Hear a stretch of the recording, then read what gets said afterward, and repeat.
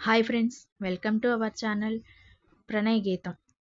ఊరి వాళ్ళందరికీ మెలకువ వచ్చి లేచి మాకు ఏమైందా అని వాళ్ళల్లో వాళ్ళు ఎవరికి వాళ్ళు అనుకుంటూ లోపలికి వెళ్ళి మీ వాళ్ళ దగ్గరికి వెళ్ళి అక్కడ పరిస్థితి చూసి ఆశ్చర్యపోతూ బాధగా, అయ్యో ఆనందవర్మ గారు, ఏమైంది మీ అందరికీ? ఎవరు మిమ్మల్ని చంపింది? ఇంత దారుణానికి ఒడిగట్టింది ఎవరు? ఇంత జరుగుతున్నా కూడా మాకు ఎవరికి ఎందుకు ఏం తెలియలేదు? ఏం తెలియకుండా స్పృహలో ఎలా లేము? అయ్యో, మిమ్మల్ని కాపాడుకోలేకపోయాం, మమ్మల్ని క్షమించండి అని అనుకుంటూ ఏడుస్తూ మీ నాన్నగారు వాళ్ళందరికీ ఊరు జనం వాళ్ళే కర్మకాండలు జరిపించారు దగ్గరుండి.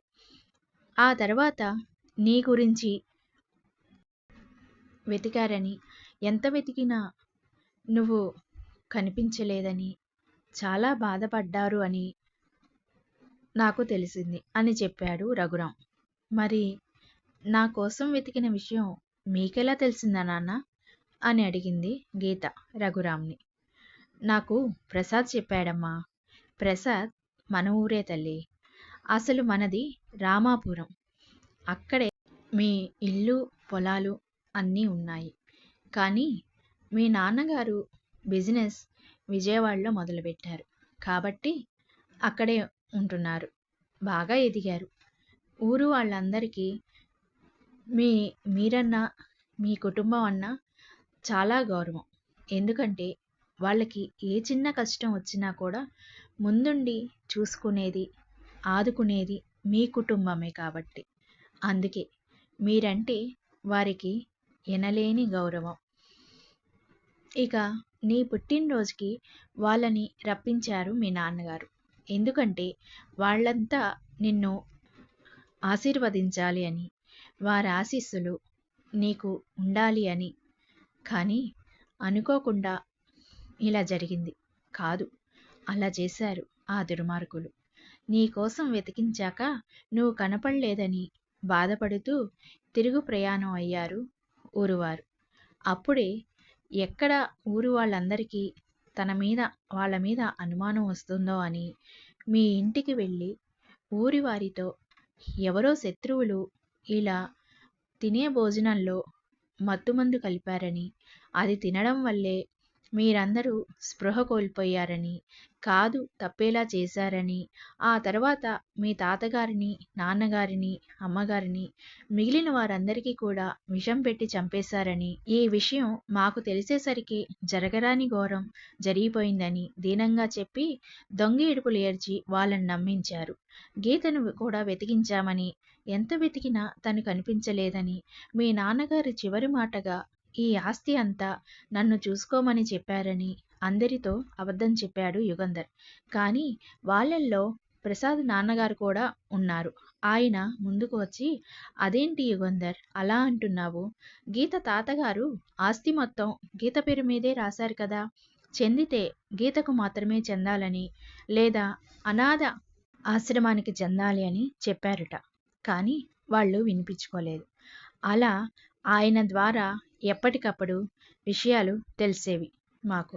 కానీ ఆయన ఈ మధ్యే కన్నుమూశారు. కాదు కాదు, అలా చేశారు ఆ దుర్మార్గులు అని చెప్పి మళ్ళీ, అవునమ్మా, ఆలోచిస్తుంటే నాకిప్పుడే అర్థం అవుతోంది.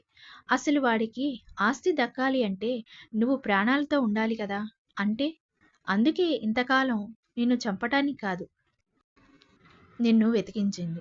నీ ద్వారా ఆస్తి దక్కించుకొని ఆ తర్వాత నిన్ను చంపాలని చూస్తున్నారన్నమాట. అందుకే ప్రసాద్ నాన్న మనకు వాళ్ళ విషయాలు ఎప్పటికప్పుడు చేరవేస్తూ మనల్ని కాపాడుతూ ఉన్నారని అనుమానం వచ్చి ఆయన్ని చంపేశారన్నమాట. అయితే మరి అలా అయితే ఇప్పుడు నిన్ను వెతికి మరీ చంపాల్సిన అవసరం ఏంటి?